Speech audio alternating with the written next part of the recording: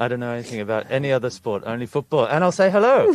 Hello, everyone. Welcome back. We were with you just a few minutes ago for the press conference with Mitchell Bakker.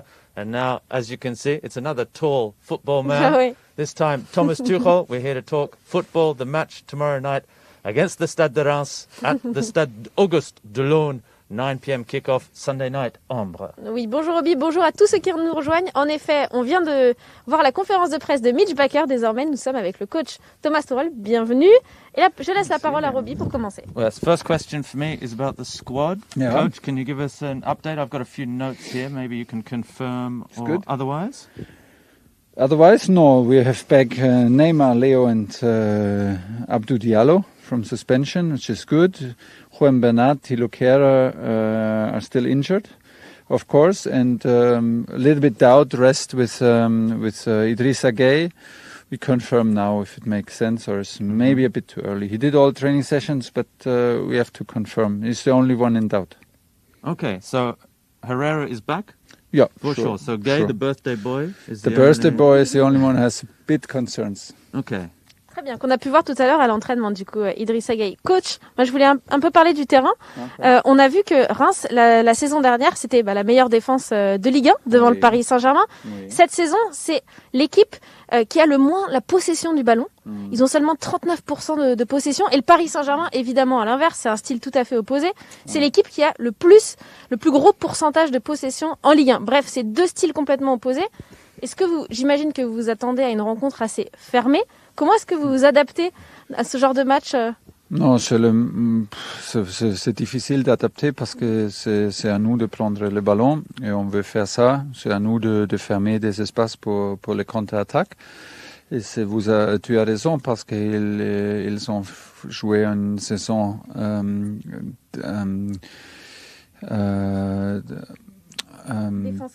défensivement, mais avec une belle organisation. C'était super dur de créer des occasions contre eux pendant toute saison. Et voilà, ça c'était la base de jeu. Maintenant, c'est un peu plus compliqué pour eux. Ils ont perdu un joueur clé à Monaco. Et voilà, ils ont joué la qualification pour Euroleague. Et c'est pas facile pour une équipe comme ça. C'était un grand succès l'année dernière. C'est jamais facile de jouer à Reims. On a compris ça déjà. Mais c'est le défi de trouver des solutions et c'est le défi de trouver une organisation ou une structure où nous sentir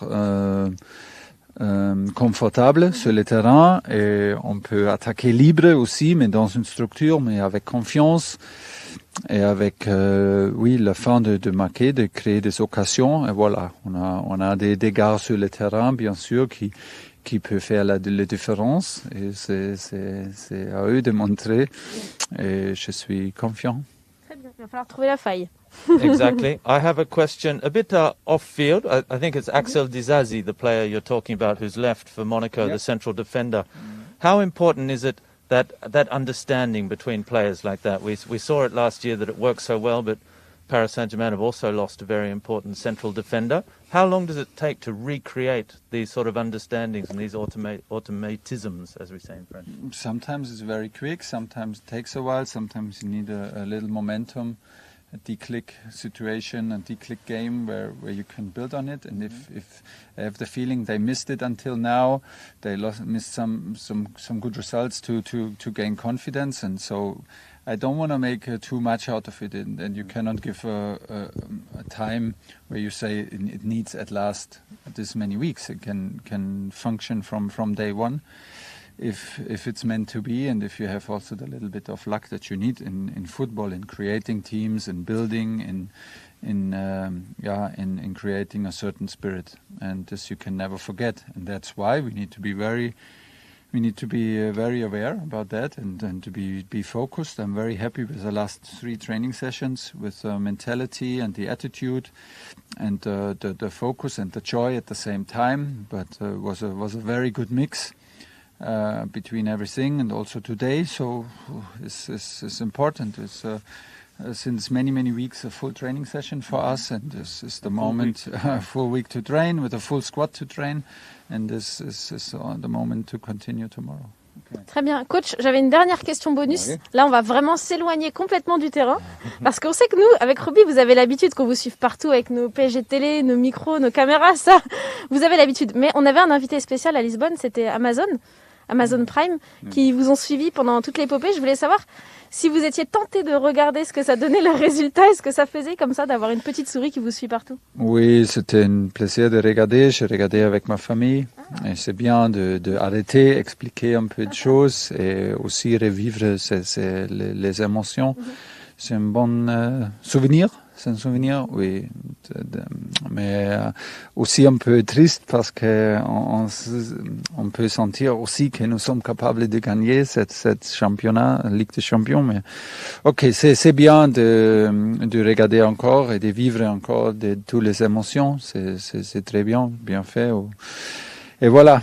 Bon, la prochaine fois, on mettra une caméra de vous en train de regarder le documentaire. J'ai fait beaucoup de fois pour seulement quelques secondes, mais c'est comme ça. Hein. Je pense qu'ils ont beaucoup d'autres matériels pour faire d'autres choses. On va garder les rushs. Merci, Fantastic. coach. On Thanks, vous laisse. coach. We'll let you- Yes. Bon, on vous laisse aller en conférence de presse quand même. It's just in there, coach. It's just next door. Yeah. Le coach voulait sécher la conf de presse. All right. Well, Voilà. that's it. We'll let the coach just get seated quickly. So he has seen the 50 Years of Passion Amazon documentary about Paris Saint-Germain that you can watch on Amazon Prime. And the coach relived all that action as well. I think we're ready to go. So let's go to the press conference. We'll be back straight On away. vous retrouve juste après.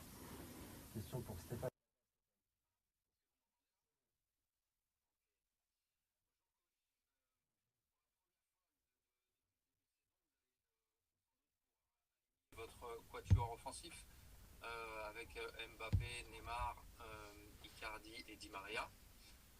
Je voulais savoir si on avait une chance de les voir titulaires et si c'était le cas, qu'est-ce que vous allez attendre des attitudes, notamment de Neymar et Di Maria et peut-être de l'efficacité de Mauro Icardi. Attitude, quelle attitude? Je suis en cuir. Comportement. J'ai eu le sentiment qu'on a fait une semaine avec beaucoup de qualité, avec une bonne attitude de tout le monde. C'était la première semaine depuis longtemps qu'on a la possibilité de travailler ensemble, de profiter de ce travail ensemble. On a fait beaucoup et on a fait toujours avec un sourire, mais on a fait dans un bon état d'esprit, vraiment avec beaucoup de qualité. C'est le moment pour continuer demain, c'est clair. Vous avez dit que c'est possible qu'on joue en 4-4-2 avec le 4 offensif, mais je n'ai pas des idées si on joue cette structure-là ou on change un peu. Je vais des idées aujourd'hui ou au dernier moment demain matin pour donner l'équipe demain à Reims. Oui, ça c'est la situation. On manque seulement Levinko Sava et Thilo Kehrer et on doit des idées maintenant pour Idrissa Gueye s'il est capable. C'est pas sûr, il a fait l'entraînement mais ils ont quelque chose. Voilà, on doit décider ça. Mais tous les autres avec Mauro, on ne peut pas oublier. Oui, c'est Mauro, c'est Ney, c'est Kylian, mais on ne peut pas oublier. Ils ont eu le coronavirus, c'est pas facile, il manque beaucoup des entraînements et on ne peut pas juger les gars que normal parce que ce ne sont pas des situations normales et ils manquent capacité, c'est clair, mais ils gagnent maintenant et pour ça c'était très important qu'on a entraînement ensemble. Question de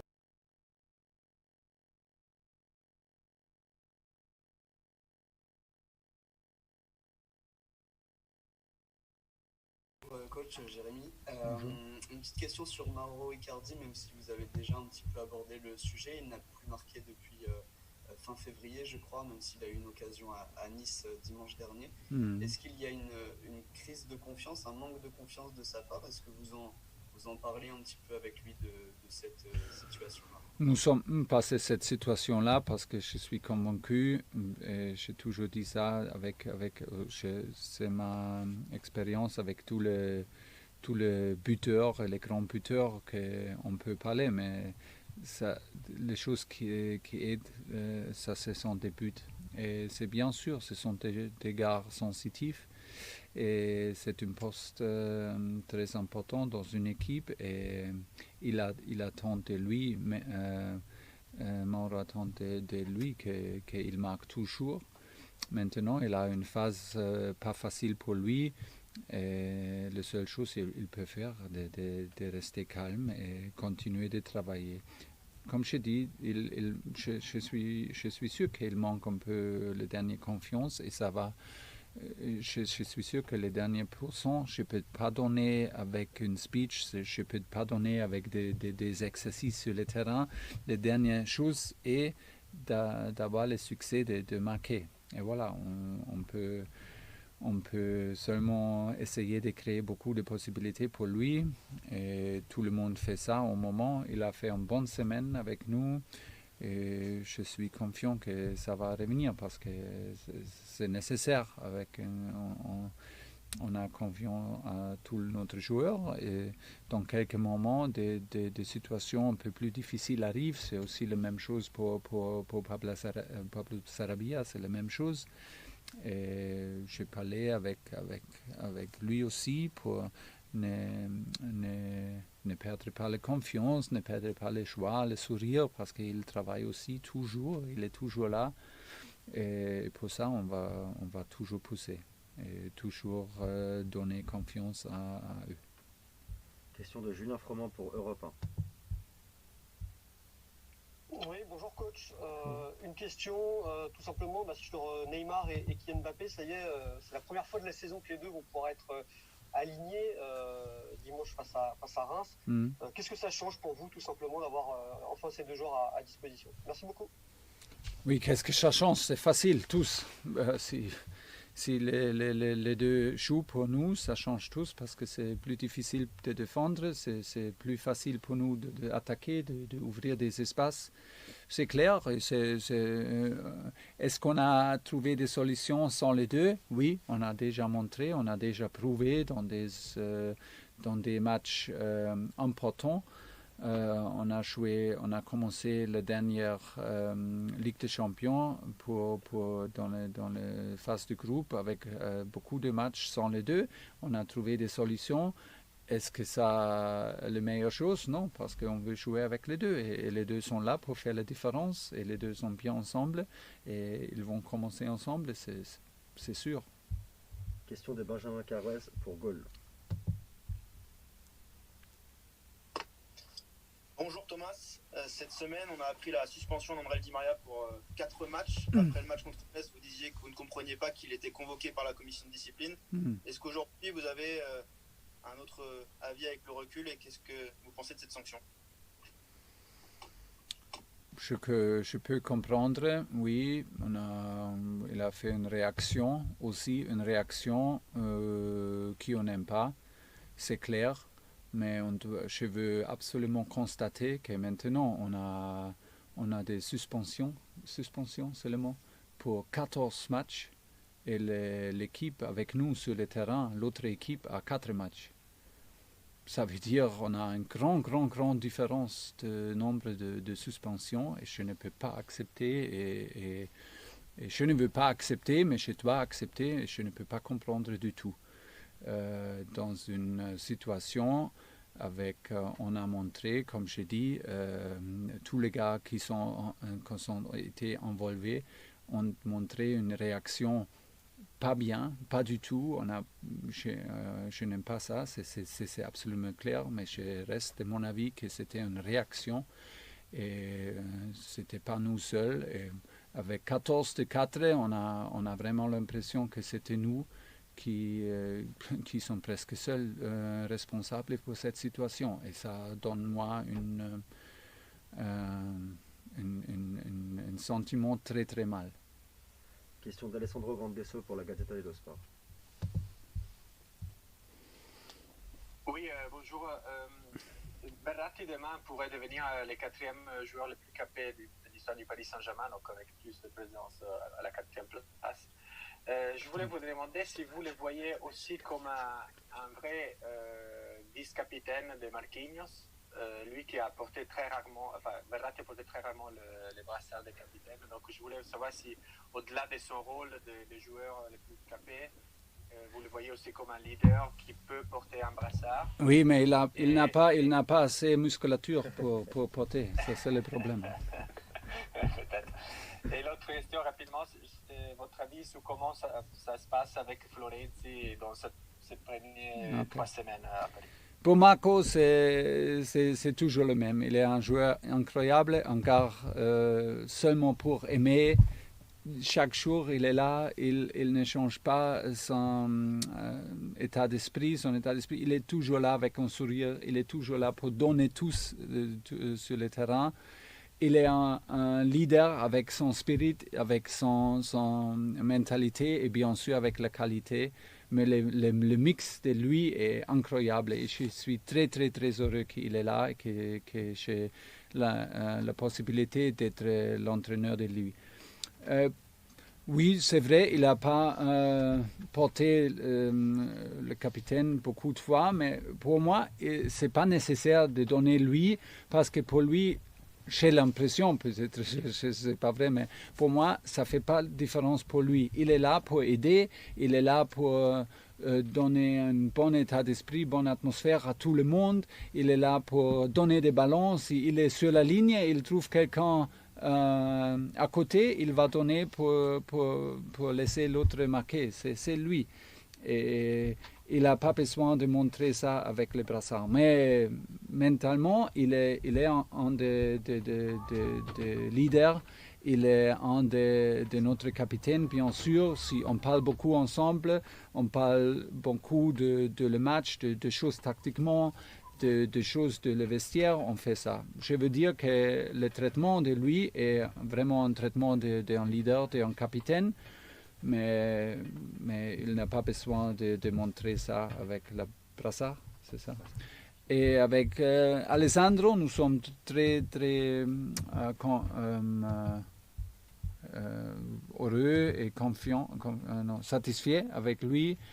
C'est pas facile de entrer un groupe nouveau, de changer une ville, de vivre et de changer un club et commencer comme ça avec lui, comme il a fait. Et avec lui, c'était très facile parce qu'il a montré qualité et une intelligence sur le terrain qu'il peut adapter à tous les styles de jouer. Ça, c'était très impressionnant. Un gars très fiable, un gars qui est heureux d'être sur le terrain toujours et il veut toujours s'entraîner. Et j'ai l'impression qu'il est, il est totalement accepté par le groupe après quelques minutes et on peut voir ça sur le terrain. C'était un bon début et j'espère vraiment qu'on peut continuer comme ça avec lui. Question de Saber Desfarges pour Téléfoot. Bonjour à tous, bonjour Thomas. Est-ce que vous pouvez nous faire un petit point concernant les gardiens? Alexandre Letellier s'est engagé avec le Paris Saint-Germain cette semaine. Est-ce que ça veut dire que Garrison est innocent et sur le point de quitter définitivement le PSG et que Marcin Bulka va être prêté prochainement? Et ensuite, concernant le mercato toulousain, qu'est-ce qui pourrait vous plaire chez Rudiger et Bakayoko? Merci. On commence avec les gardiens. On a Alexandre maintenant avec notre groupe. Ça veut dire quoi? C'est facile. On veut que Marcin Bulka il prolonge son contrat et en même temps il joue parce qu'il doit jouer pour un autre club, parce que c'est maintenant pour lui personnellement. Je suis très content avec lui, et on a beaucoup confiance en lui, mais c'est le plus important pour lui personnellement qu'il joue une saison complète, pas seulement un match, mais consécutif. Pour ça, je pense qu'on va trouver une solution pour lui. Et un peu la même chose pour Garrison. Il cherche maintenant un club et s'il trouve un club, il est libre de changer le club. Pour ça, on a fait ce changement sur cette poste-là. Pour le mercato, vous savez bien que je ne vais pas discuter de noms maintenant. Je n'ai jamais fait ça parce qu'on doit avoir respect à tous les autres clubs. Ce ne sont pas mes joueurs. Et ce sont des joueurs d'autres clubs. Et ça n'a rien à faire avec ces deux noms, c'est avec tout le monde. On ne peut pas entrer de cette chose-là. Je peux seulement dire que le club connaît mon avis, le club connaît mon analyse de moi et mon staff de la saison dernière. Et il connaît bien l'analyse de la situation maintenant. Et voilà, maintenant, on attend ensemble. Et le mercato, c'est pas fini. La situation, c'est pas facile avec le corona. Avec des joueurs qui sont sortis. Mais on a encore du temps, on a encore mercato, c'est pas fini, et voilà, on attend. Dernière question pour Valentin Jamin, RMC Sport. Oui, bonjour Thomas. Justement, vous disiez que le club connaissait votre avis concernant le mercato. Est-ce que nous, on peut connaître aussi votre avis, votre vision concernant la fin du mercato? Est-ce que vous attendez des recrues? Est-ce que vous êtes satisfait? Non, parce que le clé d'une communication interne est que ça reste interne. Ça, c'est la clé d'une communication interne. Pour ça, ce sont pas des grandes choses, mais ça va rester entre nous. Et j'ai fait ça comme je fais ça chaque année. C'est pour moi la responsabilité d'un coach de donner l'avis de la situation actuelle, donner l'avis de la situation de la saison dernière et donner une résumé. Et voilà, j'ai fait ça, et voilà, maintenant on attend. Merci à tous, bonne journée. Bonne journée.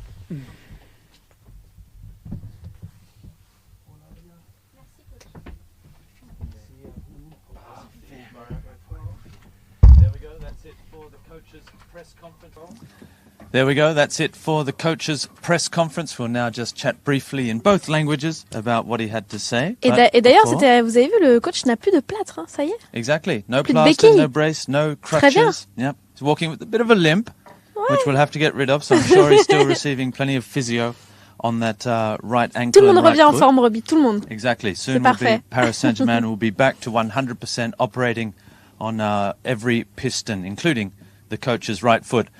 Interesting press conference with the coach, plenty of interesting talking points as well. First up, confirmation of the squad for tomorrow, because there are a lot of players coming back, including Neymar Jr., Leandro Paredes, Abdou Diallo, all back from suspension. The only players still missing officially, Juan Bernat with his knee, Levin Kurzawa suspended, and question mark over Idrissa Gana Gueye. Oui, Antilo Kere, voilà, also sideline. C'est exactement ce que j'allais dire. C'est vrai qu'on retrouve la quasi-intégralité du groupe. Il en a parlé, dont le quatuor offensif, a priori qui sera aligné ensemble. Hein. Il l'a dit, Kylian Mbappé, Neymar Junior, ce qui est sûr, il a dit, je vais les aligner ensemble, c'est sûr. Angel Di Maria et Mauro Icardi sont également disponibles, en effet. En revanche, Juan Bernat, qui est blessé, ne sera pas là. Levin Kurzawa est suspendu. A priori, Thilo Kehrer sera également indisponible pour le groupe. Il nous l'a confirmé. Et puis, il y a une interrogation au sujet d'Idrissa Gueye. Mais Ander Herrera, lui, il est bien de retour. Voilà pour le petit point. Exactly, that's it. So, next point in the press conference, you mentioned the Fantastic Four, or as we heard them called when we switched to that 4-4-2 formation. Haven't played 4-4-2 for a while, so not sure really if we'll see the Fantastic Four in that setup. We'll have to see. That's, of course, up to the coach to decide. But Mauro Icardi, a question on him. He's a player that doesn't see much of the football. He's there to finish off the moves. The goals aren't coming. And the coach saying, obviously, when a goal scorer is not scoring goals, they're not the happiest player in the world, because that's what they're there for. But there's only so much the coach can do to give him back his confidence and to try and build him up.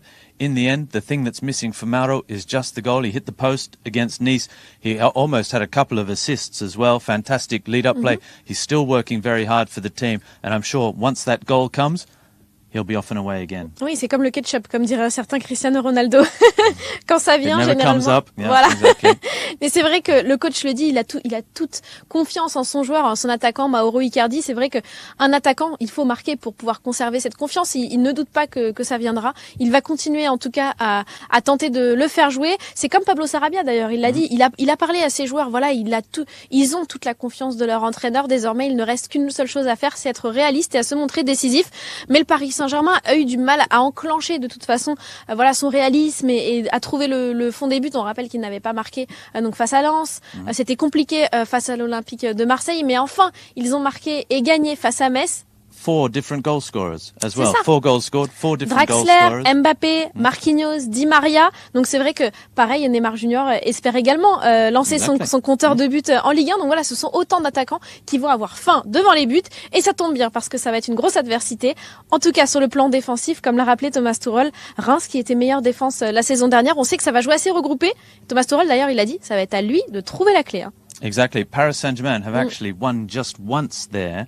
Since 2012, it was in 2013 since Reims returned to the top flight after a long absence. That's in Ligue 1. It's a very difficult place to travel to, not only for Paris Saint-Germain, but for all Ligue 1 clubs. When they go up and down, as the coach said, they're a very organised side, a very disciplined side.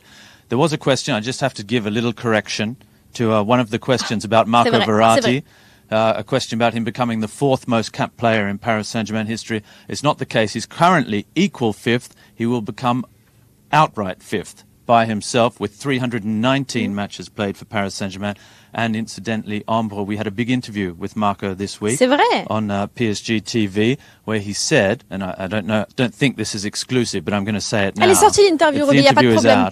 He said, I intend staying here for a long time. And Jean-Marc Piloget's number of 435 matches, I can tell you, is in doubt because Marco Verratti said, I'm only a young player, 27 years of age. I still have plenty of football ahead of me and I want to continue at PSG. So he could yet, in 2 or 3 years, become the most capped player in the history of Paris Saint-Germain. That's what Marco wants and that's fantastic news for any Paris Saint-Germain. Qu'on le veuille ou non, Marco Verratti est d'ores et déjà dans l'histoire du Paris Saint-Germain. C'est vrai, bonne correction, Roby, bien vu, parce que il ne passe pas 4e joueur le plus capé de l'histoire du Paris Saint-Germain, mais bien 5e avec 318 matchs à son actif sous les couleurs rouges et bleues. Il avait égalisé le record détenu par Bernard Lama. Désormais, il sera seul 5e dans ce top 5 parce qu'il y a 2 3e en fait, pour être tout à fait exact. Et c'est vrai. And who are they? The quiz question. Number 1. Donc on l'a dit, Jean-Marc Piloget. Number 2. Sylvain Armand, the former Paris Saint-Germain left back, and there for a long time, and equal in 3rd place, Paul Le Guen, the famous captain of Paris Saint-Germain and now coach of Le Havre, and Safet Susic, who was also a Monsieur Stat est sorti du placard. But I have another stat, but I'm going to wait just a couple of moments. Voilà.